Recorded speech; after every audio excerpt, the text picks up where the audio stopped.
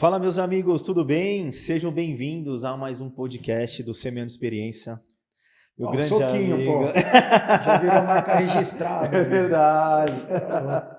Puxa, hoje tem um convidado muitíssimo especial. Eu tô nervoso igual o do Sérgio Tufik. É verdade, porque, na verdade, a gente conhece tanto a vida dele pra gente já ter estudado, assistido todos os podcasts. E eu acho que daria praticamente uma temporada só para contar sobre as histórias dele. Né? É uma pessoa que, como a gente sempre prega aqui, difunde valores, né? Exatamente. Difunde princípios, difunde realizações. Então, assim, é uma coisa muito especial ele ter aceito, né? Uma coisa tão caseira, Conhecemos ele tão agora. Simples. É muito legal, muito legal. Conhecemos é um suspense, né? É um o pessoal suspense. Quem será? Quem será? E hoje nós estamos com o Célio. Célio, muito obrigado por você estar aqui com a gente. Célio Ascar. Imagina, o prazer é meu. Eu também quero soquinho. Então. Quero soquinho aqui também. Quero dar um soquinho. É um prazer estar com vocês aqui. Óbvio que eu aceitaria o convite, né? Parabéns pela iniciativa. Eu acho que hoje, cada vez mais, a gente tem que dar oportunidade para as pessoas falarem, porque do outro lado tem gente que tem que ter a oportunidade de escutar, né? Verdade. Então, parabéns aí pela iniciativa. Espero que eu possa contribuir aí com conhecimento, com bate-papo e vamos lá. Maravilha. Foi interessante porque com o Célio a gente já conversou tanto aqui que praticamente se a gente já fizemos um podcast antes. Exatamente. Já teve um de bastidores aí. Tem os bastidores, é isso aí. Exatamente. Mas Célio, para a gente iniciar, como que você se apresentaria no almoço de família? Quem é o Célio? Quem é o Célio? Né? Eu acho que o Célio é um agente da transformação que usa a comunicação para transformar vidas, marcas e causas. Maravilha, que legal, legal. Ou seja, com propósito. Com propósito. É isso. E Célio, a sua história é uma história muito especial, né? Eu já tive a oportunidade de ver em vários podcasts e é interessante que todos eles sempre focam para você contar um pouco a sua transição, porque você tinha um propósito na sua família e você trouxe isso para a sua identidade que você descobriu nos seus talentos. Você poderia contar um pouquinho sobre esse início aí da sua carreira, da sua vida? Que é muito legal. Eu nasci para ser uma coisa e sou outra, né? Eu nasci numa família metade árabe, metade italiana. Então você imagina que é a família, né? A família. Animado, né? Os almoços de domingo eram família. Metade esfirra, metade macarrão e vamos em frente. E minha família, meu pai tinha uma empresa de engenharia renomada, com sociedade com meu tio, né? Na época tinha 25 anos, 20 anos, e assim, fui criado para continuar aí, porque a minha família, o meu pai e meu tio tinham empresa de engenharia e minha família tinha fazendas, onde meu pai mora até hoje, né? Depois que ele aposentou, ele mora na fazenda, então fui criado, o neto homem mais velho, para dar continuidade na empresa de engenharia e na fazenda. Construir ponte. E era ponte mesmo. Meu pai não construía prédio, ele construía metrô, ponte e eram obras grandes. Eram obras grandes, estrada, nunca foi construção civil, não estaria rico se fosse construção civil, né? Mas eram sempre obras públicas. E eu tentei, eu não pude falar que eu não tentei. Então eu trabalhei durante 7 anos nas empresas da família, tanto na engenharia quanto na fazenda. Eu comecei com 17, antes de entrar na faculdade, quando saí da escola para a faculdade, então eu fiquei 7 anos lá tocando na engenharia.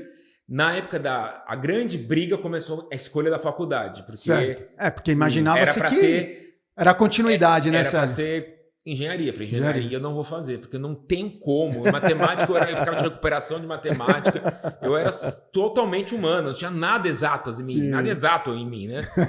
Daí, engenharia eu não vou prestar. Então, o que vai prestar? Então, o que você quer? Eu quero publicidade. Publicidade, não. Direito não. Então o que sobra? Ainda bem que você não fez. Ele falou assim, então vai fazer administração, porque administração te torna empresário. E te comunica em várias áreas. E você não precisa ter a técnica da engenharia, você vai contratar bons engenheiros e vai fazer engenharia. Vai fazer administração. Só que eu prestei direito, publicidade, sem ninguém saber, e administração. E eu só passei na administração. Daí eu segui na administração, fiz administração no Mackenzie.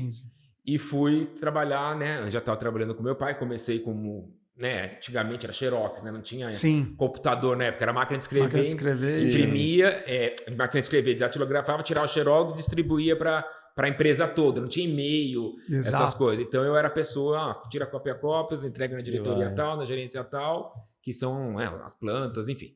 Comecei lá, daí depois comecei na faculdade, falei, pai, acho que quero cuidar do marketing daqui. O marketing mas da como empresa, marketing né? da empresa? Uma engenharia tem marketing? Falei, claro que tem que ter marketing. Tem concorrente. Seu logo tá concorrência. feio, tem que fazer catálogo, a gente tem que estar nas feiras de engenharia, tem que ter stand, a gente tem que se relacionar com os clientes, a gente tem que aumentar a empresa, então a gente tem que ter uma cara bonita, né? Cartão de visita, naquela época era papelaria, né? Papel, cartão, então a gente tem que ir atrás disso. Ele falou, tá bom, a gente nunca teve isso. Falei, então, vamos desenhar um logo, vamos trabalhar nisso. Daí eu comecei a trabalhar nessa parte de marketing. Participar, a empresa estava em 25 anos, eu criei um logo de 25 anos, começamos a mudar a cara da empresa, a cor, vamos nos eventos. E aí eu falei, é aqui mesmo que eu quero ficar, no marketing. Gostou, né? No marketing. Gostou. Mas assim, era pequeno, não tinha muito o que fazer, né? E, em paralelo, meu pai, com fazenda, ele foi presidente de uma associação de cavalos manga larga. Cavalo manga Né? larga. Manga larga paulista, né? Porque tem o Machador e o Paulista. E ele falou, já que você gosta de marketing, vai cuidar do marketing da associação de cavalo. Eu falei, Piorou. fazer o quê com o cavalo? Da engenharia foi pro cavalo. Aí eu falei, tá bom. Então, assim, eu vou... vamos criar alguns eventos para os cavalos, porque assim, qual que era o grande desafio? Eu criei o Manga Larga Jovem. Qual que era o desafio? Porque o criador de cavalo é um homem mais velho, dono de fazenda. Eu falei, pai, vamos atrair essa juventude, que nem eu, que deve estar... Não vai dar continuidade. Vamos ver se a gente faz alguma coisa diferente. Eu criei o Manga Larga Jovem, criei como se fosse um clube de relacionamento com os filhos e Com netos os filhos dos né, criadores, das para a fazendas. gente trocar ideia, tudo. Criou o Manga Muito Larga legal. Jovem. Daí eu comecei a criar alguns leilões. Daí teve um que me marcou bastante. Eu sempre tive eu não sei se é um chamamento ou um propósito social. Legal. E eu falei, pai, e tinha muito leilão de cavalo, né? Você põe cavalo para vender, eram grandes eventos, né? A gente tem show de Chororó naquela época, né? Roberto Carlos, eram shows grandes. Falei, pai, vamos fazer um leilão de cavalo beneficente? Eu já até sei pra qual. Daí ele falou, pô, mas beneficente, tudo fazendeiro. Eu falei, pô, vamos tentar. Daí ele falou, tá bom, veio uma causa aí. Eu fui na causa da AIDS. Eu falei, puta, mas da AIDS. Já é difícil fazendeiro, né? Beneficente já quer trazer a causa da AIDS. Eu falei, pai, mas é do GAPA. Os caras estão precisando. Certo. Isso foi em 1995 ou 96. Falei, pai, mas é jovem. E esse assunto estava muito em pauta, né? Nessa Naquela época época. estava muito em pauta. O Tinha Cazuza tinha Cazuza, morrido. exatamente. Falei, pai, é uma causa forte. Tem aquela, né, que era o vermelho, aquele laço vermelho. Vamos fazer, vai que tem aceitação, né? Traz o jovem, as mulheres, os criadores, né? Porque os leilões eram muito homens. Falei, pô, vamos trazer mais a família. E a família, quando tem uma causa, independente de qual seja, mas eu acho que se uma causa pode aproximar. E foi um sucesso. Foi aqui na Juscelino Kubitschek, na época tinha um Dado Bira ali, acho que nem tem o prédio. E o leilão foi um sucesso. E eu falei assim, pai, vamos fazer o seguinte, todo cavalo que entrar vai ter o laçozinho vermelho e na entrada nós vamos dar o laçozinho vermelho para todo mundo. Quem quiser usa, né? Ninguém vai usar, imagina, criador, fazendeiro, lá no tradicional, todo mundo pôs. Porque tinha um propósito, todos né? Os cavalos foram vendidos e a renda parcial foi pro GAPA, foi um sucesso. E aí começou. Daí comecei a introduzir muitas causas sociais no ambiente dos cavalos. Então, por exemplo, a gente tem uma exposição de cavalo que na época acho que era do Natal. A exposição de cavalo onde você leva os cavalos para ver quem é mais bonito, quem anda melhor. Sim. Eu tive um julgamento de Miss, mas pro cavalo. Eu falei, pai, como é no Natal? Genética, tudo. Exato. Né? Vamos pedir para cada criador doar brinquedo e vamos doar para pai? Maravilhoso. Eu levei todas as crianças da pai lá, cada criador deu. Então, assim, eu sempre tive muito essa pegada social que começou ali para mim. Em 96, eu tinha 20 anos. Com o tempo, o Manga Larga foi bem, meu pai saiu da presidência, daí eu já tinha gostado, ele saiu da presidência, eu saí também, obviamente. E voltei para a empresa, já fiquei, putz, voltei para cá, já não tem muito o que fazer, não vou ficar mudando o logo todo ano, vou mandar na empresa todo ano. E eu lembro que eu fui tirar férias e meu tio era muito amigo do diretor do programa do Faustão. Eu falei pro meu tio, pô, você é amigo do Luquete, eu vou tirar férias agora, não vou viajar, né? Vê se ele me põe lá no programa do Faustão para fazer qualquer coisa, não precisa pagar, eu fico lá. Daí ele falou, ó, vai lá conhecer o Luquete, que era o diretor do programa do Faustão. Daí eu fui falar, Luquete, tem alguma coisa para mim? Porque eu vou sair de férias, eu não vou viajar. Ele falou, ó, nosso escritório é aqui perto da Água Branca, e Água Branca onde era a associação, tu já tá acostumado. Vai para lá, procura a diretora de produção lá, vê o que ela tem para você. Eu cheguei lá, isso em 2000 já. Já tinha, não, desculpa, isso foi em 99, já tinha uns 23 anos, sou de 76, Daí ela falou, ó, já que você quer vir aprender, eu vou te pôr no núcleo das pegadinhas do Faustão. Que legal. Eu falei, tá bom, né? Achando que era o máximo. Eu falei, que legal. Daí que eu vou fazer? Daí ela falou assim, esteja aqui amanhã às 5h30 da manhã. Nossa. Vamos lá. Vamos lá, né? Eu fiquei pensando, fui pra cá, mas 5h30 da manhã pra fazer pegadinha. Enfim, daí 5h30 da manhã, cheguei lá na Germano Buchar, ali perto da Água Branca. Daí tava escuro, daí alguém chegou e falou, você que é o estagiário, faz tudo aí, ó, já vai ali, já pega no seu câmera, cabo, não sei o quê, porque 8 horas a equipe vai sair, tem que estar tudo pronto. Nossa. Falei, por onde eu começo? Tipo, eu era diretor de marketing do meu pai ali, começar, vamos lá, e fomos. Daí chegamos, daí tinha pra gravação, eu lembro que esse dia, acho que era no Viaduto do Chá, era uma gravação de uma pegadinha de susto. Daí eu cheguei lá, o produtor falou, tá vendo essa prancheta? Aqui tá a autorização de imagem. Todo mundo que participar da pegadinha, você vai lá e fala, obrigado, participou da pegadinha do Faustão, você quer autorização? Eu, que bom, ufa, agora é tranquilo. Mais tranquilo. Mas não era, porque a pessoa participava da pegadinha do Faustão, a pessoa tava... Já tava brava susto, e tudo. A pessoa fez de boba. Então assim, apanhava, tomava soco, a pessoa empurrava. Mas enfim. Aí, Vini, tá vendo? Vini, você se livrou dessas coisas. Eu vi, é bem de boa. Eu chegava e falava, meu Deus, será que é isso que eu quero pra vida? Eu tenho uma minha sala ali com ar-condicionado, que eu tô no Viaduto do Chá, 7 horas da manhã, tomando murro. Tomando porrada. Aí fomos, pegadinha do Faustão, fiquei lá no núcleo, aprendi bastante. Eu lembro que tem um dia que cada dia falava, sua pauta amanhã é essa, você vai... Nós vamos o Faustão está com uma parte jornalística e a gente descobriu que aqui, passando o Grajaú ali, esqueci o nome, passando o Grajaú, você pega uma balsa, tem uma ilha ali. Eu já vi, já. Daqui a pouco eu lembro o nome. Mas eu sei onde que é o... Esqueci, Marcilac. Marcilac. E nós estamos falando um pouco de Brasil, vai ter uma matéria sobre tribo indígena. Marcilac. Marcilac. Você tem que sair lá, então 2h30 da manhã, aqui que a van vai sair.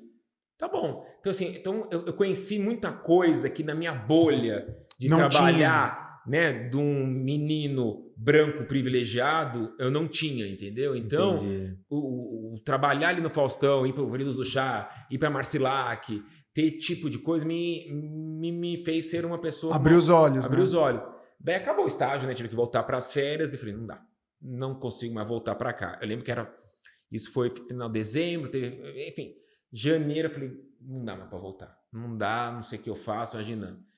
Isso foi em janeiro de 2000, eu tinha 23 anos, né? Ia fazer 24 em maio. O que eu faço? Como eu chego nessa família, que todo mundo dá palpite em tudo, né?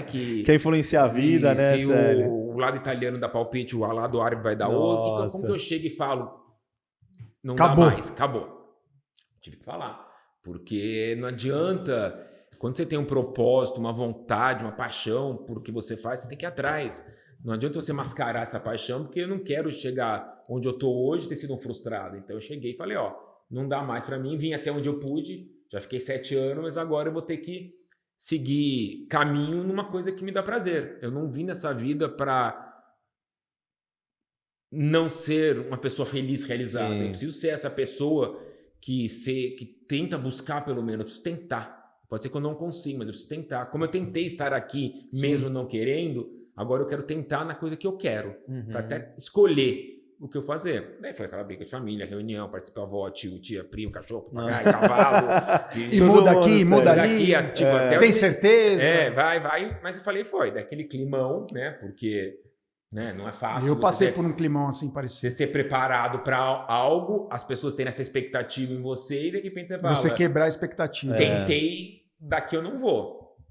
Daí eu lembro que eu saí dia 31 de março. Dia 2 de abril eu já estava trabalhando. Porque nesse meio tempo, como eu tinha conexões, como meu pai trabalhava muito com meu pai era de cavalo e fazia muito evento de cavalo, leilão, eu tinha alguns contatos de pessoas de evento e eu queria ir para o mercado de evento, de comunicação, eu sempre gostei do evento. Legal. Então eu falava para ele, você me pôs para fazer evento na associação, então agora você tem que aguentar a consequência. Eu gostei de fazer. Você me apresentou. Na sua empresa de engenharia, eu participo de evento com feiras de engenharia, evento. Na sua parte de cavalo, eu fazia leilão de cavalo, evento. Eu gostei. Agora eu vou nisso. E tinha uma cenógrafa que fazia os leilões de cavalo, que é a Cris Airosa, até hoje trabalha com uma grande decoradora, arquiteta, cenógrafa. Eu falei, olha, eu vou sair, me indica algum lugar. Eu falei, pelo amor de Deus, como que eu vou arranjar essa briga com o seu pai? Não vou te indicar nenhum lugar. Aí complica pra ela. Indica que eu vou dar um jeito depois. Daí ela me indicou para um lugar na época que era a maior empresa de eventos, era o banco de eventos, Zé Vitor Oliva.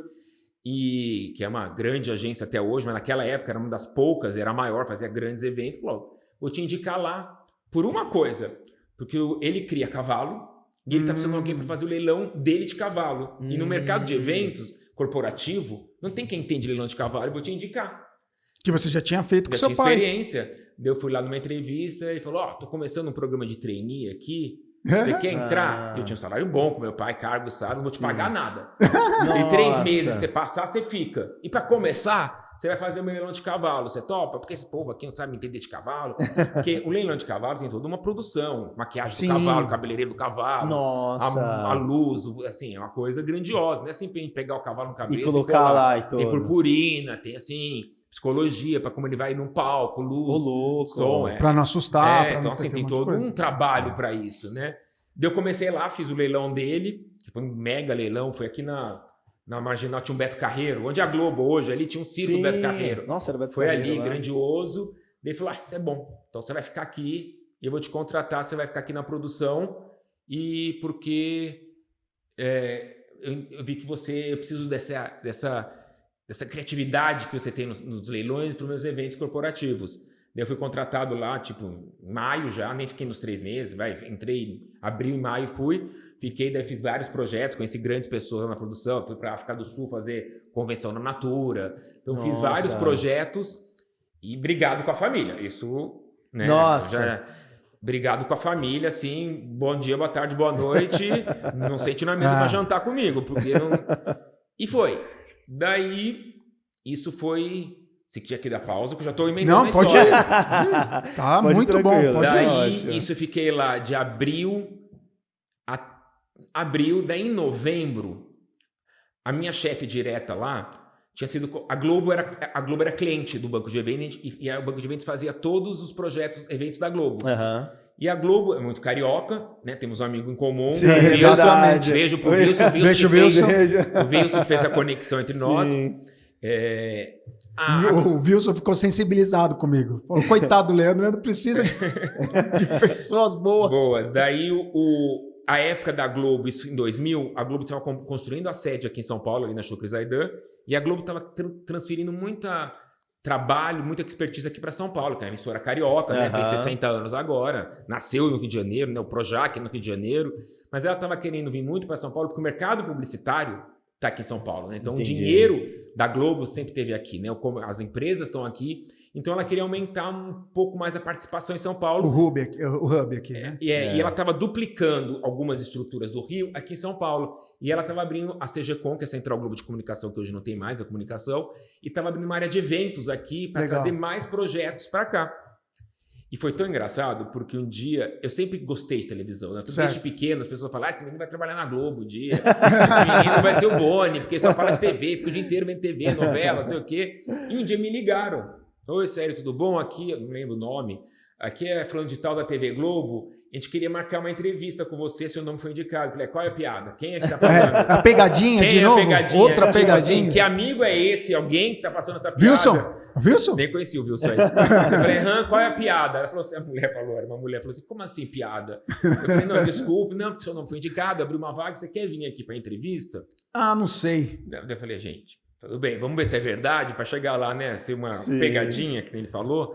Eu fui e perguntei, como que chegou até mim? Olha que loucura. Porque a minha chefe tinha sido convidada para essa vaga, porque ela já atendia o banco de eventos, a Globo no banco de eventos, e a diretora de comunicação gostava dela, falou, quero você já me atende aqui mesmo? Vem trabalhar comigo. E ela me indicou. Ela falou, porque ela já tinha 50 a mais, né, de tudo que a gente vai falar aqui hoje. Eu falei, não vou trabalhar em empresa agora, eu trabalho em agência, quero a minha liberdade, tem hora para chegar, não sou do perfil executivo, mas tem um garoto que está trabalhando comigo. Ele está aqui comigo há 4 meses. Ele não é de agência, ele nasceu para ser executivo. Então, assim, leva ele. Mas a ideia falou, mas ele tem 24 anos, a gente quer uma sua cena, vai montar uma área. Falou, conhece ele que você vai... Eu fui para entrevista, passei de cara. Nossa, e fui contratado na Globo. Isso foi em novembro de 2000. Então esse é um ponto de virada. Mas é o propósito. Propósito. Em março eu falei que não queria mais. Em novembro, dia 1º de dezembro, eu estava contratado na TV Globo. E você buscou sua essência, né? Uma coisa que eu acho legal que o Sério já trouxe até aqui você buscou ali diretamente a sua essência, né? A essência principalmente do propósito de buscar, porque a gente até uma das coisas que a gente conversa bastante, né, Leandro? Acho que até em questão da sua família, ela queria proporcionar a passagem do legado. Por exemplo, o meu legado, caso, né? foi muito próximo, né? Porque os meus pais, como eu falei já antes, eles Conta do trabalhavam seu pai. na Feira Livre, né? Sim. Eles eram feirantes, Sim, legal. né? E eu trabalhei com eles desde os 12 anos, né? Então eu trabalhava com eles nas férias, né? E aos finais de semana, feriados, etc. E quando eu cheguei numa idade de 18 anos, eu falei, olha, eu quero fazer uma faculdade, porque eu via que o negócio já tinha meus 2 irmãos, tinha o meu pai, e o negócio não ia comportar uma quarta família, né? E eu também era muito disso, do propósito, de falar, eu sempre quis ser advogado, sempre quis advogar. Então isso foi não tinha ninguém na minha família que era, então eu precisei desbravar também, né? Mas eu falei, eu quero, né? E aí eu saí, nesse momento que eu cheguei para o meu pai e falei, olha, eu vou fazer direito, eu vou fazer um estágio no Fórum de Santa Amaro, no Juizado Especial Cível, e eu vou ganhar um misto quente por dia. Isso. Nossa, meu pai ficou louco. Falou, você é doido. Mas sabe o que eu aprendi? Legado, ele não é transferido. Legado é ensinado. Porque eu não posso transferir um legado para alguém que não quer receber esse legado. Eu posso ensinar essa pessoa sobre o legado, daí ela decide se vai querer receber essa transferência que eu quero fazer. O problema é quando a gente quer transferir o legado e as pessoas não querem receber esse legado. Então eu aprendi, então eu posso te ensinar o legado, não posso te transferir, quer dizer, você não quer receber. A única coisa que as pessoas querem receber é Pix. Isso é verdade. Isso é verdade. E aí eu passei na faculdade e eu falei, não, desde o primeiro semestre eu tenho que fazer estágio, porque se eu não tenho ninguém, né, que vai me indicar, que vai me dar uma conexão, eu preciso criar as minhas conexões, né?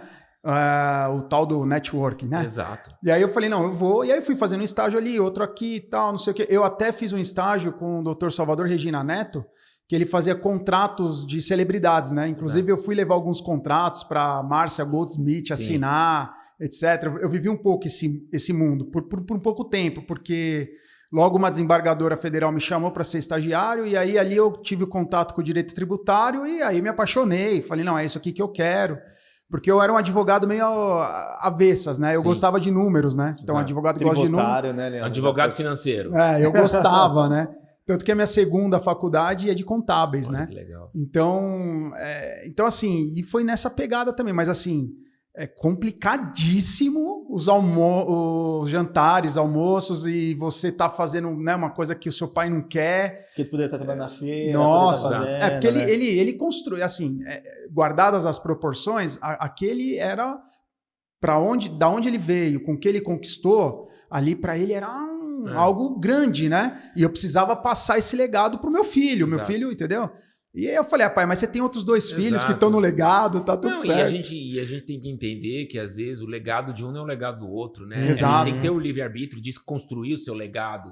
Eu acho que não é errado quem quer continuar o legado de alguém e também não é errado alguém que quer construir o seu legado, né? Eu acho que é isso que é o legal do mundo que a gente vive, de você poder escolher o que você quer fazer. É verdade. E ali eu vi que eu fiz a decisão certa, porque em 6 meses eu tava já encaminhando no que eu sempre quis. E foi uma mudança muito grande. Foi meu primeiro turn point ali, foi quando eu entrei na Globo em novembro de 2000. Legal, muito legal. Trazendo sobre experiência, até, Célio, algo que é algo que você sempre traz muito nos seus trabalhos, e a gente trouxe até algumas perguntas bem legais para a gente pautar aqui a nossa conversa, mas uma coisa que eu queria te perguntar, que seria que característica um evento ele precisa ter para tocar o coração das pessoas idosas, né, as pessoas mais velhas, a fomentar um sentimento de pertencimento e solidariedade. O que você acha? Experiências que você já teve, né? Então vou voltar um pouco. Tudo que eu tenho na minha vida foi... Eu sempre tive aberto ao aprendizado, ao aprender, porque eu sempre pensei que ali na frente eu vou ensinar. Então então eu preciso aprender.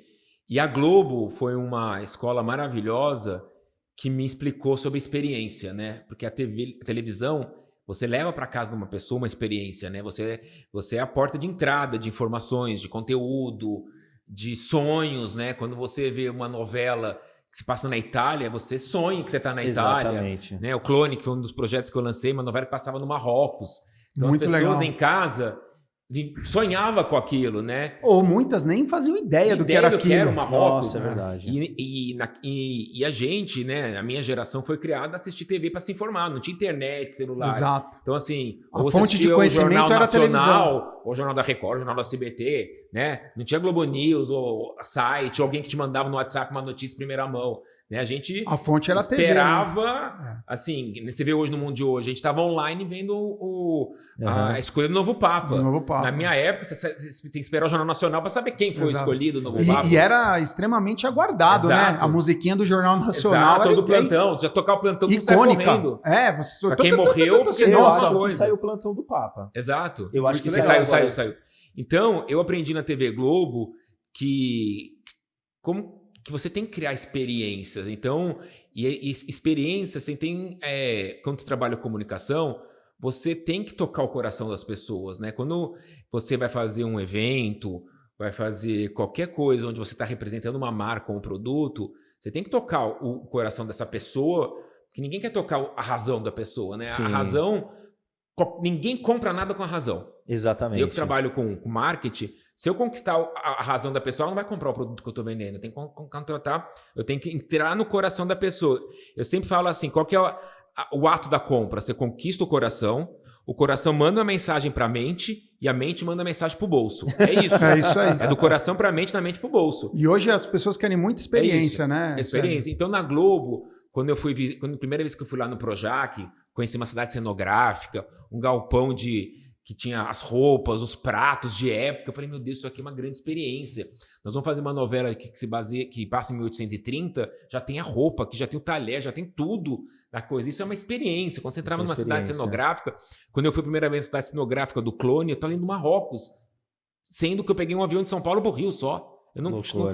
E então, eu aprendi ali, eu falei assim, então essa experiência tem que ser uma coisa muito criativa e muito bem feita. Uhum. Daí eu fiquei 2 anos e meio na Globo, e eu sempre fui muito inquieto, né? Daí chegou em 2 anos e meio, quase 3, falei, onde que eu vou aqui já, né? Já tô 3 anos e já fiz novela, todo tipo de novela já lancei, já fiz debate político. E eu fiquei uma parte cuidando muito de Criança Esperança. Ali no Criança Esperança, que aqui no Jardim Ângela tinha um espaço Criança Esperança aqui em São Paulo. Eu vi. Em Bomirim ali, porque descendo. Exato. E eu fui muito pro Criança Esperança. E ele falei, então assim... Já arrumou outro propósito. Quando eu tava cansado já da Globo, me colocaram no Criança Esperança, parecia que as coisas que vão se encaixando na sua vida. Sim. Ali me deu mais um fôlego. Falei, olha, o Criança Esperança é uma coisa que eu quero trabalhar, por mais que eu sei que o Jardim Ângela é um bairro muito perigoso, a gente ir com escolta pra lá trabalhar. Me deu uma sobrevida na Globo no Criança Esperança. Não só porque as pessoas acham que o Criança Esperança é aquele show que passa na Globo. Não, Criança Esperança é um Ele trabalho tem todo o contexto. É muito mais, por trás, né? De comunidade, de capacitação, de educação. Tem muita coisa por trás interlocução, que é feito. Mas chegou uma época que eu falei assim, já deu. Né? Porque assim, eu tô numa empresa que o forte é novela, produto, futebol, esporte, e eu faço evento. Então, assim, um evento nunca vai ser olhado como eu gostaria que ele fosse olhado, né? Se tiver verbo, nós vamos fazer um evento de novela. Se não, vamos... E eu tava começando que eu tava ficando... Isso foi em 2002, quando deu esses... Você tava com 30 anos, mais ou menos, né, Célio? Eu tava, não, menos, 26. E você já tão jovem, já pegando esses propósitos. 26, eu já falei, já tô incomodado de fazer o mesmo, né? Muito projeto... Em janeiro, quando eu tomei a decisão, foi um dia que eu abri eu sempre fui muito criativo, eu sempre escrevo ideia, escrevo ideia, não sei o quê, tanto que eu já escrevi um livro, né? Sim. E um dia eu abri já tá indo pro segundo, né? Um dia eu abri minha gaveta, um monte de projeto engavetado, eu falei, não é mais pra eu ficar aqui. Nossa, sério. Eu chamei minha chefe, porque a gente tava lançando o Caso 7 Mulheres, era uma minissérie que entrava na Globo pra falar da Farroupilha. Falei, olha, acho que é meu último projeto. Ela falou, não fala isso. Falei, você voltou de férias, né? Você não falta de férias, volta, não sei o que. Não é. Eu não me encaixo mais aqui. Ela falou, não, vamos passar a Casa das 7 Mulheres e a gente conversa, vamos ver se tem alguma outra área para você aqui. Mas eu falei, acho que eu quero ir pra agência, eu quero ir pra marca, eu não quero. Fiz o evento de 7 Mulheres. No dia depois, toco meu telefone na Globo. Oi, tudo bom? Eu sou da agência Mix 21 e ontem eu fui no seu evento E eu fiquei maravilhado com a experiência e eu queria te trazer pra cá, pra minha agência. Nossa, que legal. Falei, gente, no dia seguinte, eu falei com a mulher, ontem tô com o meu telefone, não é que com o meu celular, tô com o telefone da Globo. Daí eu falei, olha, eu represento a Mix 21 e o dono da Mix 21, Marcelo Moreira, gostou do evento e ele pediu pra eu entrar em contato com você, ele queria marcar um papo com você. Eu falei, você topa? Vamos conversar. Vamos conversar, né? Eu nunca fecho porta, janela pra nada. Eu acho que eu penso igual. Se o telefone tocou, alguém discou. Alguém viu alguma Papo de coisa. velho, alguém discou, né? Mas assim, nem, né? Quem tá na época do disco. Eu fui conversar com o Marcelo e falou, olha, minha agência tá crescendo muito, eu ganhei a conta da TIM, que é uma conta com muito evento pelo Brasil, a TIM tá chegando no Brasil, e o que eu vi naquele evento, aquela experiência, porque o evento, a gente pegou o Moinho Santo Antônio e a gente construiu um acampamento farroupilha lá, da época. Então a pessoa legal, entrava, era cabanas, cavalo, forno de lenha. Foi uma coisa, ele falou, aquilo foi magnífico e eu quero trazer isso pro mercado corporativo. Você quer vir? A ideia que você queria, né? Você quer vir? Eu falei, meu Deus, né? Porque assim, eu não tava feliz, mas era TV Globo, né? Não era qualquer lugar. Exatamente. Daí ele falou, eu falei, faz uma proposta. Ele fez uma proposta. Era 3 vezes mais do que eu ganhava. Era 3 vezes. Eu lembro que era exatamente 3 vezes. E eu já estava querendo sair de casa, a relação com meu pai não estava boa. Eu falei, gente, 3 vezes, não estou feliz, quero sair de casa.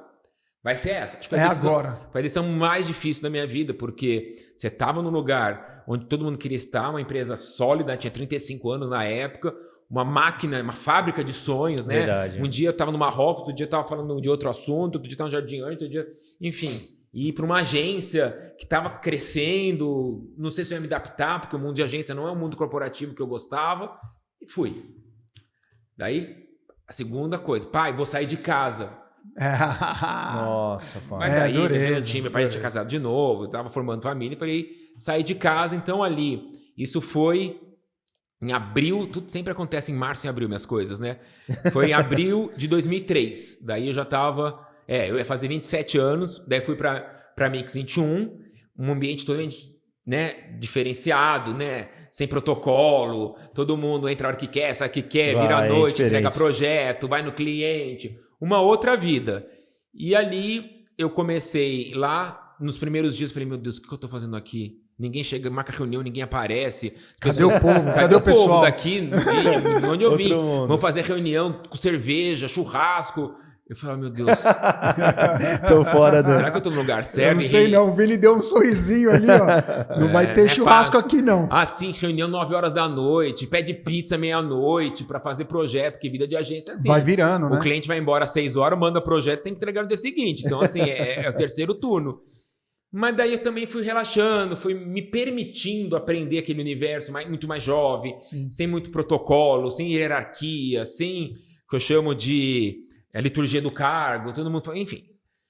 Que já no meu caso tem muita liturgia do cargo. Liturgia do cargo formal, né? Muito. Mas, voltando, né, para a pergunta, né? Mas ali eu consegui trazer para o mercado corporativo uma experiência criativa que eu aprendi muito na Globo, do que o céu é limite, tudo a gente pode. Vamos construir uma Marrocos? Nós vamos construir uma Marrocos. Por que não? Sim. Nós vamos construir... Eu lembro que tinha uma novela chamada Esperança, que era sobre São Paulo, no começo do século. Não, vamos construir. Então não tem essa, não dá. Dá.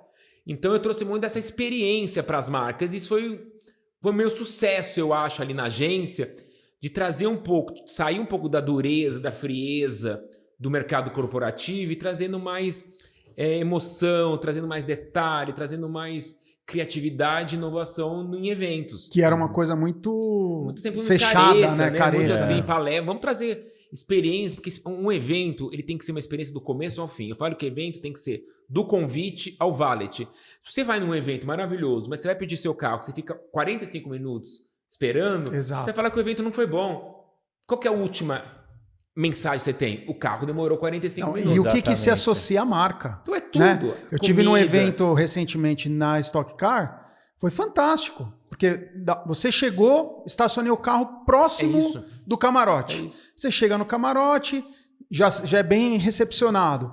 Aí você vai conhecer os bastidores, etc. Você sai dali com uma experiência e você vincula a marca. Exato. Você isso. fala, nossa, Você sabe fideliza assim, na marca. Fideliza. Eu quero fazer sei lá, exemplo, eu quero fazer algo, vou cotar. Você lembra, você fala, poxa, mas tudo bem, o preço da marca não tá tá próximo do outro, mas eu vou fazer com ele porque eles me deram uma experiência diferente. Experiência é verdade. Nossa, Porque é na muito Globo legal. tinha muito legal. Né, o padrão Globo de qualidade. Então é assim, não dá para não ter um cenário meia boca, uma luz meia boca.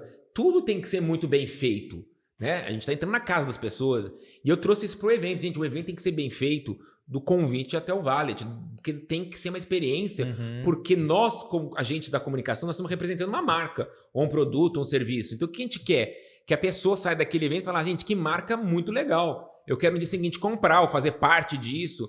Então, eu comecei a muito introduzir isso nos eventos, e evento tem de todos os públicos. Tem evento para criança, evento para jovem, evento para 50 a mais, 60 a mais, 70 a mais. Né? Às vezes tem que fazer um evento de carro, outra vez você vai fazer um evento de telefonia, você vai fazer um evento de absorvente, você vai fazer um evento de fralda geriátrica, você vai fazer... Então, como você traz experiência para todo esse universo, para não ser uma coisa racional e sim uma coisa emocional? Então, eu acho que esse foi o meu... E aí, onde que eu me apaixonei pelo setor pela área de agência de marketing? Porque durante o meu dia, às vezes eu amanhecia uma reunião para falar do mercado automobilístico. De lá, eu já ia para um cliente que era banco. Nossa. Já era outra coisa. Eu já ia para perfume. Outro universo. Então, num dia, eu navegava em vários universos diferentes da comunicação ou de produto, de segmento, porque carro eu falava muito com o público masculino. Banco, vamos falar com todo mundo. Perfume, vamos falar mais com o universo feminino. Então eu comecei a estudar muito de todos os universos. Então, por exemplo, uma vez entrou uma conta na agência acabei de falar agora, íntimos, absorvente feminino. Absorvente feminino. Eu não sou público, mas eu tenho que estudar para isso. Porque como que eu vou criar para o público feminino que usa absorvente se eu não criar? Então, o legal da agência é que num dia você aprende vários segmentos, vários públicos e várias mensagens. E isso que eu acho que é interessante nesse meu trabalho do Live Marketing, que é o marketing ao vivo, no marketing da experiência, é você poder criar experiências que marquem a vida das pessoas. Nossa, né? Que legal. O Célio tá falando de coisas que foram... Fantásticas. Né? A gente já tá até trazendo aqui, Célio, abrindo para você algo especial, que foi até a resposta de algumas orações minhas. Eu estou vivendo num momento da carreira muito importante, Célio, principalmente porque que a gente conversou, né? Eu trabalho em instituição financeira que ele está investindo muito na mudança do segmento alta renda, né? E você fala sobre experiência, que é o que o público alta renda, muitas vezes eles pedem, e é o que diferencia de outras instituições. Porque instituições financeiras hoje, Célio, tem todos os produtos. Você foi em qualquer banco... E é o mesmo produto. É o mesmo produto. Mas o que vai diferenciar é o atendimento e a experiência. Então, todo mundo quer sentir importante. Exatamente. Quer sentir pertencente. Exatamente. Personalizado. Né? Porque o private, um exemplo, é um personalizado, Exato. não é uma coisa comum, né? Pô, Célio, se deixar, a gente já fica já vai. Tempo. Agora, Célio, eu sei que a gente até seguiu, Leandrão, uma pauta. Eu queria... Você quer trazer uma coisa da... Perdemos a pauta já. Não, fica tranquilo. A pauta tá o tranquilo. sentimento Fala, aqui é fluido. O que eu queria, que assim, dentro da pauta que eu achei muito bacana, e eu acho que vai muito agora do encontro com o que você está dizendo, né? Você falou muito da parte da carreira, né? Mas eu sei também que você tem uma relação muito próxima com seus avós, com a sua família. Eu vi que foi difícil tomar essas decisões porque você respeita muito a família, né? Isso é visível, né? É muito fácil de detectar. Eu queria que você falasse um pouco mais dessa sua relação com seus avós e tal, porque eu confesso que eu tive toda essa experiência profissional, toda essa ascensão profissional no meu ramo, né? E chegou num determinado momento da minha vida que eu me deparei com o quê? Eu precisei cuidar dos meus pais. Então, eu queria ver como que a gente consegue encaixar toda essa sua trajetória linda com essa parte família. Até em especial a viagem que você fez para Beirute, enfim, lá da sua avó. Enfim. Primeiro que eu acho que, né, além do que eu trabalho, eu sou mentor de alguns mentorados. E a primeira coisa que eu falo para eles é assim, não se constrói prédio se a base não estiver sólida. Então, a gente busque a sua base e faça com que ela seja sólida, porque tudo que você construir em cima dela vai erguer. Se você não construir a base sólida, nada fica de pé. E eu acho que a família é uma base sólida muito importante. seja, e não precisa ser o pai e a mãe, que às vezes as pessoas não têm pai e mãe, vai lá e quem não tem pai e mãe? Pode ser um tio, um primo, um avô, uma avó, mas é importante que você busque a sua base. Sim. Então eu acho que eu sempre tive isso muito na minha família, por ser família italiana, família libanesa, eu sempre tive isso. E sempre a gente esteve muito próximo, né? Como toda família, que tem seus problemas, suas divergências, mas sempre foi uma família. E eu sempre fui muito ligado à minha família, aos meus pais, aos meus irmãos. E as minhas avós, principalmente as minhas avós, porque meu avô paterno eu não conheci. Quer dizer, ele me conheceu, né? Sim. Porque ele estava muito doente, ele sempre quis ter um neto, homem. E eu nasci em maio, ele morreu em dezembro. Parece que ele foi essa passagem dele. Esperou, né? Esperou. E meu avô materno, ele morava em Minas, eu via mais nas férias, mas sempre fui me ligado muito às minhas avós. E desde sempre, né? A minha avó materna viveu até 101 anos. Nossa. Não, desculpa, minha avó paterna morreu com 100 anos e meio e a minha avó materna morreu com 95 e meio. Que privilégio, então eu tive hein? muito privilégio. Foi até agora. A minha avó morreu uma em 2022 e outra em 2023. Então eu sempre fui muito ligado e eu sempre gostei muito de escutar.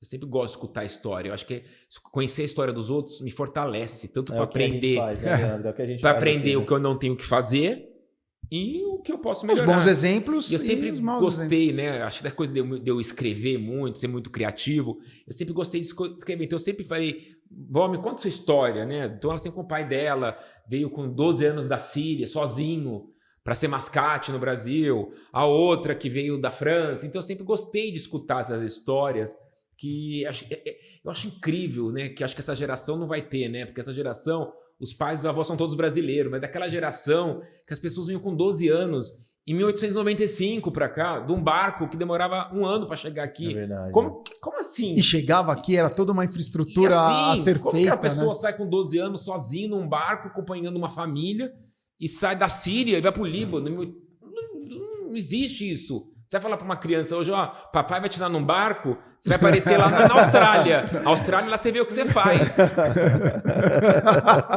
Você é preso. É verdade. É preso para abandono. É verdade. Então, eu sempre... Primeiro você não consegue fazer isso. Então, assim, eu sempre tive essa relação de tentar entender, de tentar compreender, e eu sempre gostei dessa coisa da raiz. Como assim?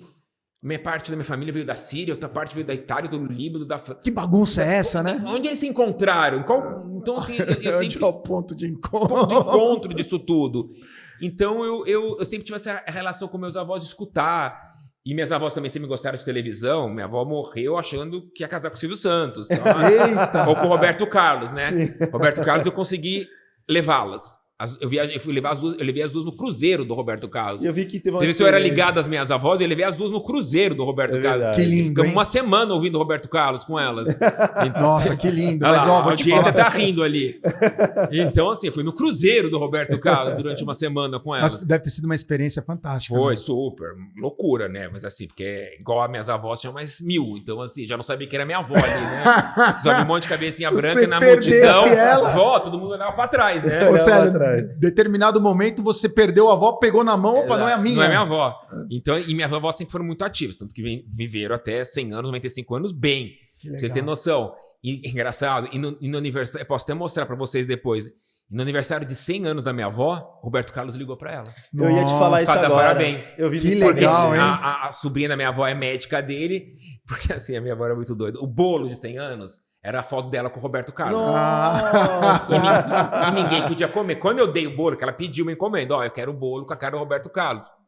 Tá bom. Peguei a foto que eu tinha deles dois do show. Só que ela falou, mas ninguém vai comer. Então faça outro bolo, porque essa ninguém vai comer. Nossa. Quando a sobrinha dela chegou pra festa, eu falei, deixa eu te mostrar uma coisa, já que você é médica dele.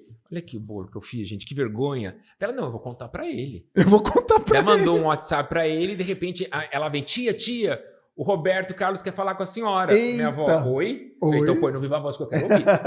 Depois eu tenho o vídeo aqui, posso mandar. Eu vi no seu story Pode do até Instagram. pôr no programa se quiser, não tem problema. Instagram Depois eu eu te vi lá mando no se Instagram. quiser. E ele ligando pra ela. E ela falando com ele como se fosse a melhor amiga. Oi, Carlos, Oi, onde você Carlos. está que você não veio? Ele muito educado, tô no Rio. Aparece pra tomar um café, né? Assim. E ele muito educado, olha, 100 aninhos, parabéns. Dela assim, íntima, porque ela acha que ela é íntima dele. E assim foi. Que legal. Então, assim, essas histórias, então, fui muito ligado a elas. E a minha avó de São Paulo, eu visitava ela todo domingo. Todo domingo eu ia lá pra visitá-la, ela já tava de cadeira de roda, mas super lúcida. Minha avó, a perna não acompanhava o cérebro. E a minha avó, ela tinha um apelido de delegado, porque ela vigiava todo mundo. Minha avó tinha Delegado. telefone, por onde você passava tinha um telefone naquela época. Sim. E ela achava lindo dar telefone de presente. Todo de aniversário só me dava telefone. Eita! Na época era título da Telesp. Sim. Nossa. Ela falava assim, vovó vai te dar um título da Telesp pra você ter seu próprio telefone, porque ela queria ligar pra todo mundo durante... Então ela ficava no telefone, então ela sempre foi muito ativa. Que legal. E ela sabia a vida de todo mundo. Então eu sempre falava assim, vó, encontrei o João. Qual João? Que João é esse aí? Você sabe desse João, a história dele. Então ela sabia do prédio dela, do bairro, do Líbano, ela sabia de tudo. E no decorrer dessas histórias, eu falei, gente, a minha avó já tá envelhecendo, né? Eu vou atrás dessas histórias todas. Eu falei, vó, por onde eu começo? Ela falou, vai pela descendência do seu tio, do seu avô, quer dizer, que veio do Líbano. E eu tenho um hobby de viajar, né? Eu já visitei 85 países. Sim, eu falei, já viajei tanto país, eu não fui atrás dos meus países, eu fui pro Líbano em 2019. Que legal. E essa história é super engraçada. Eu viajei com um grupo de amigos pro Líbano. Eu falei, gente, mas um dia específico eu preciso pra cidade da onde o meu bisavô saiu. Ele saiu daí em 1895. Não tem como... E a capital do Líbano, Beirute. Era 2 horas dessa cidade. E era uma capital lindíssima, né? Falei, era um oásis, né? Como que esse homem, se de carro é 2 horas, como que ele veio em 1895 da cidade para Beirute para pegar o navio para ir embora? Eu queria vir a pé, de burro, fui para a cidade. Daí eu peguei um amigo, os outros já tinham ido embora, falei, olha, quando tem um motorista, cheguei na cidade, chamava Beno. Fui num domingo. Eu vou no domingo, que às vezes, né, eu não tinha referência de nada. O que eu falei? Vou para a igreja. Porque a igreja é uma cidade pequena, todo mundo conhece todo mundo. Conhece todo mundo. Né? Vou pra igreja. Sim. Cheguei e falei, vou pra igreja. Igreja fechada. Falei, gente, que cidade esquisita. Essa igreja fechou porque acabou a cidade, né? Cidade desse tamanho. Daí comecei a dar uma volta na igreja, vou na sacristia, bater na casa do padre, nada, ninguém. Falei, gente, não, né? Você já pensa, 2019, no livro, terrorismo, aconteceu alguma coisa, porque não tem ninguém. Eu falei, vamos andar de carro, tudo fechado a cidade. Porque fui entender que eu estava numa época que era uma cidade mais de férias. Entendi. Onde as pessoas saem da capital nas férias e vão para lá. E ficam lá. Era casa de campo, não tinha ninguém. Eu tinha uma mercearia aberta ali, eu falei pro motorista, toca ali, e ninguém fala inglês, né? E eu com o motorista, pergunta isso, no Google, né? Falava um pouco de árabe ele um pouco de inglês. E ele falou, olha... O seu nome é Ascar, a cidade inteira é Ascar. Nossa. Então ele falou pra você ir batendo nas casas. Que alguém vai ser seu parente. Então ele falou que aquela rua ali tem um monte de Ascar. O que espera a gente lá em Lordelo, lá em Portugal. Então, daí ele falou assim: a primeira casa bati, ninguém. Segunda casa, falei, vamos se dividir. Missão. Eu fico com essas casas daqui, meu amigo com as casas dali, o motorista com as casas dali. Missionário. Batendo em casa, ninguém abria. Falei pro motor, quer saber? Só faltou a plaquetinha. Eu criativo, eu não podia falhar, porque minha família inteira... Meu Deus. A família inteira tava... Porque, meu avô tinha 18 irmãos. Nunca ninguém tinha ido pra lá. Então era assim, era mais de 200 pessoas esperando essa minha ida pra lá. Nossa. A pessoa fala, não, ele gente, vai trazer assim, informação. Meu Deus, não vou ter ninguém. Eu tava pensando em falar que o motorista era meu primo. Falar, olha, descobri, você é meu primo. Finge que você é meu primo. Eu já tava com um texto ali pra ele falar. Vamos tirar foto aqui. Tira foto, fala que você é filho no Instagram. Fala que você é filho do Xarife, não sei de alguém, e é primo. Daí, de repente, ele sai correndo. E que deveria ser primo também, né? Sei lá, mas já ia ser ele. Daí ele, sir, vem aqui. Eu falei, o que aconteceu? Tem um senhor ali que ele falou que você é Ascar e ele quer te conhecer. Ele é um senhorzinho, tá ele, a esposa, vai lá conhecer. Eu desci do carro, o homem começou a me abraçar e chorava. Eu falei, meu Deus, quem é esse homem? O que eu fiz? Daí ele, um homem super emocionado. Daí eu falei, ele falou pra mim, quem é você? Eu falei, sou filho de tal, neto de tal. Ele falou, você está na minha árvore genealógica. Nossa. Ele pegou um quadro tipo esse atrás de você e falou, e ele mostrou uma folha. Você é esse aqui. Que lindo. E eu peguei o Google Tradutor, porque estava em árabe, era eu. Nossa. Estava escrito Célio Ascar Júnior ali. Falei, não é possível, gente. Não é possível. Célio, você sabe que a igreja que a gente frequenta, ela tem um trabalho muito bonito de genealogia. Que legal. Que chama Family Search. Sim. O Family Search é um aplicativo em que conheço, qualquer pessoa conheço. pode usar. Conheço. Você tem na sua família? Ou... Eu não tenho, mas eu conheço. Isso. E aí nós, Pablo, eu, a Kelly, os meus filhos, a gente fazia trabalho para fazer a busca desses nomes, né? A gente passava finais de semana lendo certidão de óbito, certidão de nascimento, E é um dos maiores acervos hoje. Que legal. E a gente lançava isso nesse sistema. E se encontra. Exato, porque aí você coloca lá o seu sobrenome, etc. Sim. Se eu já lancei alguma coisa da sua família, vai dar match. E só para você ter ideia, nós temos amigos na nossa ala aqui em Santo Amaro, um amigo nosso que ele já tem a genealogia dele até Adão. Ó, que legal. A minha não chega em Adão, mas ela para vou fazer isso. No Egito. Daí encontrei o senhor, ele super emocionado, era genealógica, aí o escrito lá. Que lindo. E nesse dia, meu avô era à noite, não podia demorar muito, né? Porque nem... Daí ele falou, não, você vai ficar pro almoço. Daí vem a mulher, ele falou, vamos dar uma volta na cidade? Que ele tá tão... E que eu quero te mostrar tudo, porque tudo aqui é Ascar, a universidade é Ascar, não sei o que é Ascar. E fomos lá, e eu voltei, a senhora dele fez. E eu falava, meu Deus, vou perder o voo. E eu falava, e aí é meio ofensa. Não, vai comer. Eu lembrava da minha infância, porque você não podia comer um prato. Aquele prato vinha prato de pedreiro, né? Tipo charuto, esfirra, quibe, tudo no mesmo prato. E a mulher fazendo, eu não, obrigado. Daí o motorista, não fala não, obrigado, que não pode. Mas tá dentro da casa deles, tem que comer. Eu falei, tá bom, mas eu tenho que comer pra voltar ao Brasil, né? Daí, sobremesa. Não, agora o café, agora o licor. Agora eu tenho que ir. E foi assim, incrível. Que legal. A experiência e engraçado que depois tentei contato, ele faleceu 3 meses depois, o senhorzinho lá. E ele sabia tudo da minha família. Proposta. Ele sabia tudo. Daí eu voltei pro Brasil, gostei disso de conhecer. Daí isso foi a família do meu avô. Daí eu falei, vó, vamos pra você agora. Eu falei, sou italiano, minha família é capuano, veio da Itália, eu sei pouco. E minha avó era super conectada. Ela falou, vai pro Facebook, minha avó. Isso ela já tinha uns 97. Digita família Capuano, vai aparecer uns primos. Eu falei, apareceu essas primas. Que, conheço minha prima, fala que você é meu neto, tudo. Daí enchi uma prima da minha avó lá. Ela falou, olha, por que você não tira a cidadania italiana? Eu consegui. Que legal. Mas meu bisavô não sei nada, não sei o que lá. Ela falou, olha, eu vou te dar alguns documentos. Eu tenho até a minha geração. Tinha feito, né? O resto da sua ramificação vai atrás. Sim. Eu falei, foi o projeto da minha vida. Comecei assim, cafucar a vida da minha avó, tudo, né? O vô dela, coisas da vida. Meu pai mora numa cidade em Palmital, no interior de São Paulo, perto de Ourinhos, que a cidade do lado, chama Ibirarema, foi fundado pelo avô da minha avó. Nossa! Salvador Capuano. Daí eu falei, e faltava documento dele, porque a moça precisava de atualização. Daí eu falei, vou ligar no cartório dessa coisa. Sim. A mulher do cartório falou assim, a gente não tem, você tem que ligar pro coveiro. Eu falei, vou ligar pro coveiro? Geralmente porque assim, eu não tenho, é muito tempo atrás. Pede pro coveiro ir lá na tumba e descobrir qual é o número da tumba pra eu poder enxergar que ano que ele morreu, porque o quê. Então assim, tive desse trabalho. Sim. E eu levantei tudo, consegui a cidadania. Depois veio a Covid, parou meu processo. Em 2020, minha avó morreu em 2022, saiu o meu passaporte italiano. Daí eu falei, vó, ela ficou super emocionada, ela falou, mas agora não, você vai lá, eu quero uma foto na casa que meu avô saiu, que era na Sicília.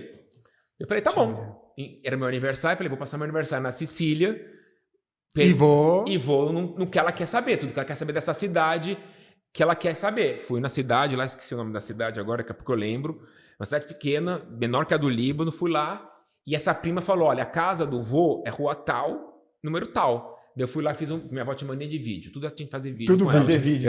Ela ligava o vídeo lá. Vídeo, minha avó, tudo era vídeo. Falei, vó, olha onde eu tô. Que legal. Ela falou, eu falei, aqui que seu avô saiu. Ela ficou super emocionada. Isso foi em junho. Ela morreu em agosto. Nossa. Ela falou, eu vi que ela ficou emocionada. Ela falou, você me entregou minhas raízes agora, porque eu nunca soube disso, né? Então, eu sempre tive essa ligação com elas, entendeu? E a avó de Minas eu via pouco, né? Via mais nos feriados, que às vezes eu via, né? Você vai tendo na vida adulta, você vai vendo menos. Mas eu, assim, quando meu avô morreu, engraçado, agora a avó de Minas, uma história, né? A minha avó tinha um sonho para a Europa. Só que o meu avô era muito rústico. Que Europa? O meu avô, o máximo que ele tinha saído de Poços de Caldas era para a cidade do lado, Águas da Prata. Que Europa? Não vai, ele não deixava lá ir. E eu banquei, eu falei, ela vai, o senhor vai deixar lá ir. Ele fez 90 anos, eu falei, ela vai. Ficou sem falar comigo, meu avô. E no dia que ela foi viajar, daí a gente fez Roma e Paris, que ela queria. Que era a época da novela, tinha uma novela chamada Passione. Passione. Que o Tony Ramos morava na Toscana. Sim. E ela, eu queria tanto conhecer a casa do Totó, ele era o Totó, daquela casinha na Toscana. Me leva pra Toscana, mas como eu falei, vó, só você fugir. Eu combinei com a minha mãe, com meus tios, vocês vão comprar essa briga comigo? Vamos todo mundo. Aí foi meus tios, minha mãe, foi todo mundo e ela. E no dia que ela estava saindo de posse, ele falou, despeça ele, meu avô, despeça de mim, quando você voltar, eu vou estar morto. Ixi. Ela foi na viagem, chegamos em Roma. Um tio que ficou falou assim, seu avô caiu, ele tá em estado grave no hospital. Nossa. Falei, gente, não vamos contar minha avó. É o sonho dela, ela tava curtindo. Ela tá curtindo. Vamos. Se tá no hospital, vamos esperar. Se falar agora, ela queria conhecer Vaticano, Paris, eu vou falar pra ela que a profecia que ele falou. Ela ia voltar, né? Não vamos. Fizemos uma viagem mapeando, né? Ele tava bem, voltou pra casa. A gente chegou de viagem. Ela foi pra Poço visitar ele no hospital. Ele tomou alta. Voltou pra casa, tudo bem, morreu. Nossa. No começo ela ficou culpada. Falei que não era pra ir. Falei, vó... Ia acontecer com você aqui, não acontecia nada. Não, porque ele caiu na rua, se eu tivesse junto, ele não ia cair, porque não sei o quê. Caiu. Daí, ela começou a gostar de viajar, era aquele neve, foi para Bariloche, foi para Buenos Aires, foi para o Chile. Então, eu sempre tive essas coisas de realizar os sonhos deles, legal. porque assim, era uma geração muito sofrida, era uma geração que mulheres foram preparadas para casar, né? Era uma geração que as mulheres tinham que ser dona de casa, ter filho, não tinha profissão. Então, assim, algumas coisas a gente foi realizando. A minha avó daqui dirigia. Então, assim, eu sempre tive essas aventuras. Eu sempre fui aventureiro com elas de algumas coisas. E são lembranças que eu tive com elas, que eu sei onde elas estão, elas vão lembrar e eu tenho. Então, essa base de você estar próximo de alguém, sua avó, um amigo, um tio, é muito importante você ter isso, porque a gente está aqui de passagem, né? Sabe, Célio? Alguma hora eu não vou estar aqui, você não vai estar aqui. Então, vamos aproveitar quando a gente está aqui para semear o amor, para conhecer as pessoas, para ter momentos com as pessoas. E o olho no olho que tem faltado. Eu tenho uma história com a minha mãe muito legal, né? A minha mãe, o que aconteceu? Ela tinha diabetes, né? E a diabetes é uma doença muito complicada, né? E ela... Enfim, o meu filho mais novo tinha nascido, ia fazer 1 ano, e nós estávamos com dúvidas se nós iríamos fazer a festinha de 1 ano ou não, né? E aí eu virei para minha esposa e falei, olha, tá apertado, mas vamos fazer, porque é um momento especial, né? E assim, eu sou filho caçula de 5, eu vi, e a minha família é portuguesa, é aquele drama, né? A minha mãe, não vou ver você se formar, não vou ver você se casar, não vou ver... Era a vida inteira dela era isso, porque ela me teve com mais de 45 anos, né? Então, eu tive pais idosos, digamos assim, né? E, enfim... E ela sempre falou isso. E as coisas foram acontecendo, né? Eu me formei, casei, veio o primeiro filho, o segundo filho. E aí veio o segundo filho, eu falei, vamos fazer a festa, né? E foi um dia, assim, magnífico. Um dia que ela estava muito bem, inclusive, né? Um dia que ela estava feliz, que ela estava alegre, né? Ela ficou com meu filho no colo, foi muito legal. Rapaz, no dia seguinte, minha mãe teve um micro AVC e perdeu a visão. Perdeu a visão. No dia seguinte da festa. No dia seguinte da festa. Então, quer dizer, a última memória dela foi o aniversário, que foi de palhaço, de circo, sabe? Uma coisa bem colorida, assim. E ela sempre falou, né, filho, obrigado, porque eu consegui... Eu lembro do meu neto. Exato. Porque a cabeça dela é fantástica, né? Isso. O corpo não acompanhou. Mas a cabeça... é o problema, quando o corpo não acompanha. Exatamente. Mas assim, foi uma experiência... que foi ímpar. Então, essa coisa do cuidado, do carinho, né? Eu acho que se eu tenho, não digo mágoa, né? Mas acho que não deu tempo, foi de eu proporcionar para os meus pais essas viagens. Porque eles trabalharam tanto, na né? feira, né? Sempre pesado, trabalharam né? tanto. De segunda a segunda. Eu sempre acho que todos nós somos cuidadores de alguma forma, né? Exato. Por exemplo... Você trabalha com finanças, está cuidando do dinheiro de alguém. Exatamente. Você é advogado, você cuida do patrimônio, do da legado, vida, do legado. Do que a pessoa tem, que é seu nome, né? Sua decência, você cuida. Eu, como comunicação, eu cuido de marcas, né? Eu cuido de causas, eu cuido de pessoas. Então, a gente tem como a nossa essência cuidar, né? A gente sempre está cuidando. E tem responsabilidade, de algo, né? Um arquiteto cuida da sua casa, uma enfermeira cuida. Sempre a gente está cuidando de alguma coisa. Então, às vezes, a gente não consegue proporcionar uma viagem ou por falta de né, estrutura financeira, mas às vezes assim, você não precisa ir para Paris para você ter essa coisa, um almoço de domingo. Não, mas quando eu digo... Com certeza você ofereceu algumas outras experiências. Quando eu digo viagem, assim, foi tempo mesmo de saúde deles conseguirem ir. Né? Porque eu consegui fazer uma viagem com eles, porque a minha mãe era muito devota de Nossa Senhora da Aparecida. Sim. E eu consegui levar ela. Aí. De cadeira de roda, tudo. E nesse dia, eu já ia estender a viagem e ia levar eles pra praia, porque fazia 50 anos que meu pai não pisava. É mesmo, né? Verdade. Sério, cara? Então, assim, o que eu digo de eu não ter conseguido foi assim, o tempo. Como era temporão, e aí eles vieram a falecer, mas etc. com certeza você fez outras experiências, outras memórias incríveis. Mas assim, essas experiências, né, eu acho que tornam você mais humano. Exato. Né? E é por isso o nosso projeto, entendeu? É de falar com as pessoas de que, olha, vocês têm pessoas que vocês podem cuidar. Claro. Né? O pai, a mãe, os avós. Hoje o grande desafio que eu vejo na comunicação que a gente vem é como você humanizar as marcas, né? Exato. Como que você mostra que por trás daquela marca tem pessoas e que a gente quando trabalha com marca é de pessoa para pessoa. Alguém que criou aquela marca, aquele produto, aquele serviço, que para pessoa. Então, hoje, no que ele falou da humanizar, a gente tem que cada vez mais humanizar. E essa minha base familiar que me trouxe tudo que eu acho que eu sou hoje, de escritor de livro, de um cara de comunicação, de contar história. Porque quando eu entro um cliente na agência, ele quer que eu conte uma história. Sim, né? Ele fala, olha, narrativa esse é uma narrativa, um storytelling que a gente fala. Então, me trouxe isso. Só que eu só consigo... Eu acho que hoje só consigo contar história porque lá atrás eu escutei, eu aprendi. A ouvir, né? A ouvir, aprendi com a história dos outros, a respeitar a história dos outros. Então, hoje, muita coisa que acontece na minha vida, quando eu escrevo um livro, quando vou criar um projeto, é uma coisa que eu já vivi. Pô, viajei para tal lugar, sabe que eu vi isso em tal lugar, que eu ia trazer isso para esse evento? Pô, sabe que minha avó me contou uma história? Então, assim, sempre foi um pouco disso que foi de que eu chamo de bagagem, né? De repertório. Então é isso que sempre me trouxe. Então eu leio muito, sou interessado muito pelas histórias, pelas trajetória das pessoas, né? Eu acho que todo mundo tem a sua trajetória. Mas trajetória de sucesso não interessa, é uma trajetória. Uma trajetória. Porque sucesso é relativo. Exato. Qual que é o índice do sucesso?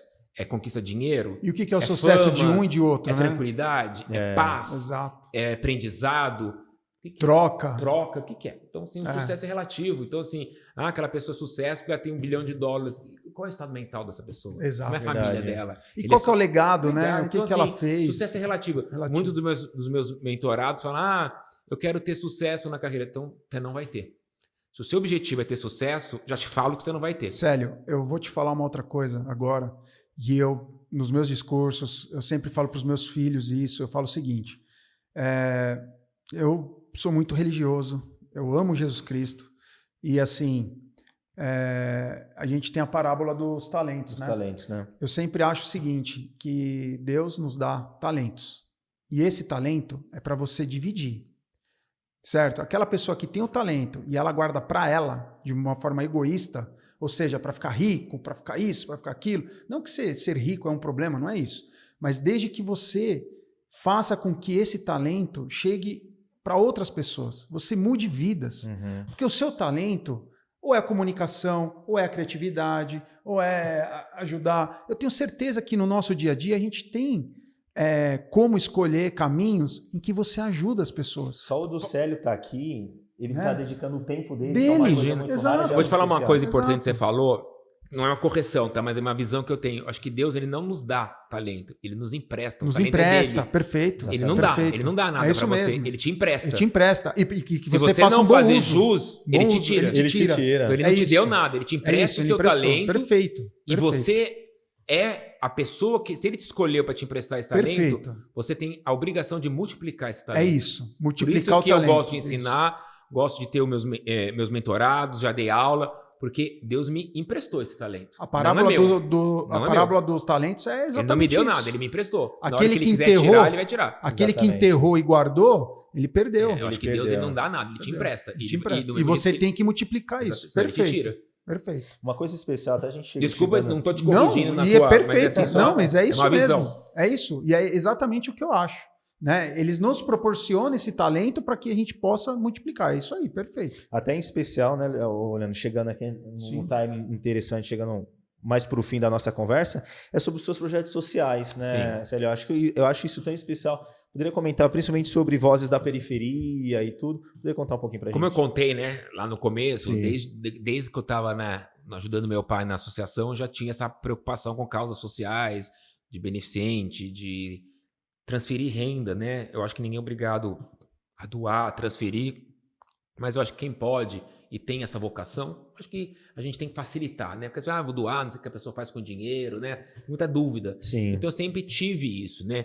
E sempre até pela minha base familiar, minha família sempre foi muito católica, né? Estudei em colégio de padre, primeira comunhão, né? No Coração de São Luís, aqui na Paulista. Então a gente sempre foi muito ligado a isso. Frequentamos poucos, mas a minha fé, ela existe comigo. Sim. Sempre todo lugar que eu chego, o primeiro lugar que eu vou é uma igreja. Quando eu chego no lugar, eu preciso agradecer. Que legal. Mas se for um país muçulmano, eu arranjo alguma forma de agradecer. De gratidão. É uma conexão. Se eu cheguei lá, eu preciso agradecer. Então, Perfeito. eu sempre tenho isso. E eu sempre tive essa preocupação com o próximo, eu sempre quis ensinar. De alguma forma, eu sempre quis formar a pessoa. Eu sou aquela pessoa que quem está me escutando vai saber que trabalha comigo. Eu sempre vejo aquela pessoa tá naquela posição, eu quero que ela saia daquela posição ela e melhore. melhore. Né? Então, eu já peguei pessoas que foram recepcionistas, hoje é diretora de atendimento, pessoas que eram estagiário, hoje é diretor de produção, já peguei alunos meus que hoje também estão em cargo de diretor. Eu sempre tive isso de transferir, de essa coisa que eu sempre entendi, gente, Deus me emprestou alguma coisa, então eu quero passar isso para frente maximizar, também. Né? E multiplicar. Então eu sempre tive isso. E na agência, há uns 10 anos atrás, eu conheci o Edu Lira, né, do Gerando Falcões, que hoje é o maior empreendedor social desse país, que é o cara que me ensinou que todo mundo é um pontífice, não pontífice do Papa, mas pontífice de criar pontes. Cada um cria pontes. Como o Wilson criou pontes entre nós, desse programa entre que a gente se uniu, vamos criar pontes para os outros. E com certeza muitas pessoas estão aqui, tá vendo na minha história alguma coisa que vai ser ponte para alguma coisa. Então ele fala, todo mundo é um pontífice. E de construir pontes. E a gente pegou a parte do Gerando Falcões, eu me apaixonei pela ideia. Cada vez que eu ia visitar uma comunidade, né, favela mesmo, eu falava, meu Deus, como o mundo é injusto, né? O primeiro impacto que você tem é da injustiça. Mas depois você fala assim, tá bom, não adianta eu ficar aqui chorando pela injustiça. O que a gente vai fazer? O que eu vou fazer para transformar essa injustiça em dignidade? Porque ficar lamentando não vai mudar a vida de ninguém. Ah, que pobrezinho, não vai mudar. Ai, tadinho. Então, se eu tô lá e eu sei que eu sou um cara privilegiado pela cor da minha pele, por ser homem, por qualquer coisa, eu sei que eu sou privilegiado comparado com outras pessoas. E eu sempre tive na minha essência, ou dentro de mim, que o meu responsabilidade com o mundo tinha de ser do tamanho do meu privilégio. E eu sempre soube que o meu privilégio foi muito grande, porque eu fui família bem criada, tinha uma base boa de ensino, de família, financeiramente, e eu sempre falei, eu preciso devolver isso para a sociedade de alguma forma, do mesmo tamanho que Deus me deu esse privilégio. Então, quando eu comecei a visitar essas ONGs, esses projetos sociais, eu falei, é aqui que eu vou devolver. É aqui. É aqui que eu vou devolver de alguma forma que eu puder. Que não é só por dinheiro, gente. Você pode devolver de várias maneiras. O dinheiro é só um meio de tempo, compra, talento, de possibilitar alguma coisa. Alguns vai ser o dinheiro, tempo, vai dar uma bola de futebol, vai intelectualidade. jogar bola com uma criança, vai ler um livro com uma criança, vai dar um carinho para uma criança, vai levar a criança para comer, enfim. E através do Gerando Falcões, eu comecei a entender que aquilo que eu queria fazer para a vida. Tanto que eu me afastei um pouco do dia a dia da agência, né? Hoje eu tenho uma CEO que toca a agência, os sócios, e eu falei, quero dedicar mais tempo pro social. Para pessoas, nem só para o social. Porque eu tô a minha carreira de 30 anos para marca. Eu falei assim, não, quero agora dividir um pouco do meu tempo entre marca e pessoas. E eu entendi que eu sou um agente da transformação, eu tenho que usar comunicação para aproximar pessoas de marca, marca de pessoas, pessoas de causas, causas de pessoas e marcas de causas e causas de pessoas. Se eu tenho tanta marca trabalhando comigo, por que eu não vou levar essas marcas para Gerando Falcões? Sim. Vou levar essas marcas para o Instituto Caso Zezinho, para o Voz das Periferias. Então, eu comecei a um trabalho Gerando Falcões com o Edu Lira, com todo o grupo dele, de aproximar marcas deles. Uma marca vai patrocinar um projeto, a marca vai fazer uma doação. Daí nasceu o Favela Gala, que é um evento que a gente faz anualmente, que é só para empresas de doação. Tem os projetos Asmaras, que é doação de roupa, que essas mulheres vendem, né? Troca sua roupa usada por dignidade para essas mulheres. Então tem vários projetos que eu entendi que o meu papel era pegar esses projetos e apresentar para as marcas. Muito bom. Ou trazer pessoas para entrar nesses projetos. Daí, através do Gerando Falcões, eu conheci Voz das Periferias, que é uma ONG dentro da rede Gerando Falcões, que lá eu entrei mais a fundo, porque aqui em São Paulo, porque o Gerando Falcões é uma rede de ONGs, né? Tem um projeto master do Gerando Falcões, mas tem vários projetos de ONG. Eu conheci o César, e eu me apaixonei também, porque Voz das Periferias é tudo que eu acredito, é potencializar vozes, Sim. amplificar vozes esquecidas, vozes que estão no mute. Ocultas, né? Mute, tá no mute aquela voz, ninguém tá enxergando, ninguém quer ouvir aquela pessoa. E quando eu comecei a envolver com Voz das Periferias, que foi em 2022, casou da minha avó falecer, a minha avó paterna. Sim. Daí eu falei, tá casando alguma coisa aqui quando eu tô tentando, né? Eu tô entrando nesse projeto, minha avó morreu, e ele falou, Célio, eu queria montar um centro de transformação para capacitação. Então ali vai ter boxe, judô, curso de maquiagem para mulher, de trança, de educação financeira para o homem, mas eu não tô conseguindo recurso. Falei, eu vou bancar. Falei, eu vou fazer esse, quanto você precisa? X? Eu vou bancar, mas eu quero que você dê o nome da minha avó. Porque minha avó sempre teve essa preocupação. Minha avó sempre cuidou de todo mundo. Minha avó sempre é aquela que fazia... Minha avó ficava fazendo crochê, ela fazia cachecol para todo mundo. Vou bater tanto cachecol. Ah, porque a filha não sei daqui da vizinha, a filha da empregada, eu vou mandar cachecol. Ela fazia. Falei, vou dar o nome da minha avó. Então só me promete isso, que chama-se Em Transformação, Jacira Sheker Ascar. Que e legal. A gente inaugurou ontem mesmo, Sheker teve uma Ascar. formatura lá de uma turma. E eu me dedico a isso, porque... Eu me dedico menos do que eu gostaria, porque eu também tenho a minha agência, estou escrevendo outro livro, tenho meus mentorados, mas sempre que eu posso, eu estou tentando fazer essa ponte entre as marcas. Né? Por exemplo, tinha um projeto de Bradesco, que é um projeto que a gente está até falando da Glossimar, beijo Glossimar, que era da Unibrad, da Universidade Bradesco, que a gente estava fazendo um documentário sobre uma história bacana de alguém. Eu falei, vamos fazer do Edu Lyra? Vamos fazer a história do Edu Lyra e do universo no Falcão. A gente fez um documentário lindo. E o Edu Lyra, ele participa de bastante Edu eventos Lyra hoje lá dentro do Bradesco. Exato. Sabia? E a gente fez O um Edu Lyra documentário fantástico, para todos os gerentes, para passar num evento grande do Bradesco, que é o Workshop Gerentes, passar a história do Edu Lyra. Então, sempre era uma história de alguém de sucesso, e nunca de alguém que tinha um sucesso com pessoas. Então, e hoje eu entendo que é esse papel que eu estou hoje, né? De proporcionar essa experiência, trocar as experiências que eu tenho, que ainda são poucas, eu quero ter mais para poder trocar. Então esse é o papel que eu me enxergo hoje, de ser esse pontífice que o Edu Lyra fala. Então hoje eu me vejo aproximando marcas, pessoas e causas. Esse tripé que eu quero através da comunicação. E você vê que nada é por acaso. Né? Você está aqui, por exemplo, o nosso projeto precisa muito de pontes, né, Paulo? Exatamente. A gente estava falando disso. Nós podemos pontes, porque, por exemplo, a gente fez alguns episódios fantásticos com o Instituto Velho Amigo, que é um trabalho assim fantástico, né? E o Semeando Experiência... Eles são de Heliópolis, eles ficam bastante em Heliópolis também. E o Semeando Experiência é isso também. Esse projeto, né? A gente tentar maximizar isso, né? Ver, fazer essa ponte com marcas que façam sentido, porque a gente fala de longevidade. Né? A gente fala de como envelhecer melhor, de como que as pessoas que já estão nessa fase vão ser enxergadas, mercado de trabalho, como é que vai acontecer? Esse mercado de trabalho vai estar receptivo para eles, Eu tenho um projeto na agência para Bradesco Seguros, que a gente faz todo mês em outubro, que é o Fórum da Longevidade. Porque Bradesco Seguros tem essa plataforma. É um evento incrível. Eu ficaria lisonjeado de participar algum dia. Vou ver em outubro, agora lá no Teatro Bradesco. O Fórum da Longevidade é incrível. Tem no YouTube, depois procura os outros anos. Sim. Que o Alexandre que participou. Sim. Eu vi o Alexandre não. Esqueci, agora me fugiu o nome. Mas o projeto a gente conhece. Qual participou do projeto? Ele participou, ele foi um dos palestrantes. Sim. Eu esqueci agora. Pouco eu lembro. Mas foi muito especial. Mas o Alexandre, diretor de marketing do Bradesco Seguros, não? Não, na verdade, ele... diretor de marketing? Não, até a Sandra falou... A Sandra falou. Que me fugiu o nome agora, que ele é sobre sexualidade, enfim, nas pessoas idosas. Mas, o Célio, se a gente deixar aqui... não falei do livro, além do programa do Fala Sério, vou ter que fazer outro programa. Já tá convidado. Por quê? Ele vai jantar com a mãe dele. Vai tá com a minha mãe que tá me esperando. Tá em casa. Não pode ir, né? Nossa, tem tanto assunto, né? Mas você quer falar mais alguma coisa, Leandrão? Eu quero só falar, Ih, chegou. Ai.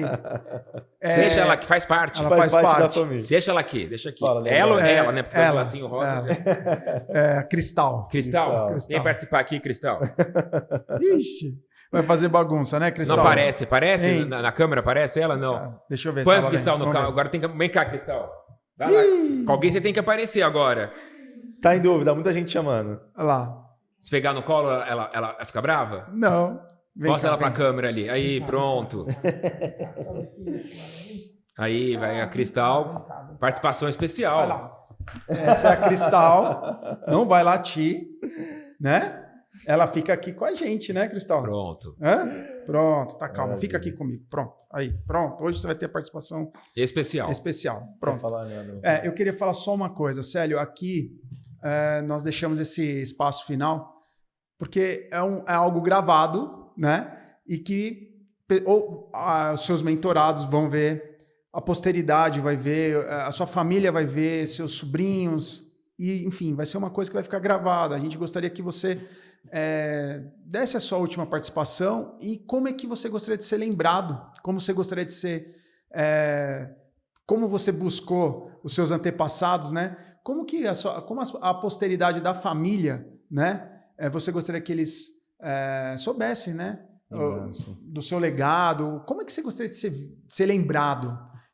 Eu acho que é uma discussão importante, mas eu acho que eu queria ser lembrado de uma pessoa apaixonada pela vida. Uma pessoa que sai todo dia apaixonada pela vida e volta para casa para dormir apaixonada pela vida. Que por mais obstáculos que possam ter acontecido durante o meu dia, problemas, eu vou sempre continuar apaixonado pela vida porque essa vida foi emprestada a mim. Ela não foi dada a mim. Então eu tenho que devolver com paixão. Então eu acordo apaixonado e vou dormir apaixonado. Pode ser o que tiver acontecido na minha vida, eu sou muito grato à minha vida. E eu espero continuar assim. Então, assim, os problemas vão existir, mas a gente está aqui por um propósito muito maior e a gente não pode desviar dele nunca. Porque também nos obstáculos que a gente aprende para o próximo dia. Cada dia vivido é uma experiência para o próximo dia. Então eu quero ser lembrado de uma pessoa apaixonada pela vida. E tem muitos dias que a gente acha que é o último, que é o dia impossível, mas esse dia te dá de exemplo para o outro. Mas olha que importante, se a gente acha que esse é o último dia, então vamos que seja o último dia mais apaixonante da nossa vida. Exato. Exatamente. Isso aí. Puxa vida, obrigado. Nada como um dia após o outro. Obrigado, Célio. Obrigado. Obrigado vocês pelo convite. Tá? Muito boa. Olha, um dos episódios mais especiais. Aqui a gente praticamente ouviu bastante. Ele fala isso pra todos, ó. Pode ver nos outros episódios. E faltou ainda, né? Nossa, tem tantos assuntos que a gente poderia abordar. É bom que ele já se autoconvidou pro segundo. Pode chamar. E, Célio, o que você precisar, conta conosco, né? A gente vai conversar depois de outros trabalhos que nós fazemos. A gente está aqui para servir e ser uma ponte também.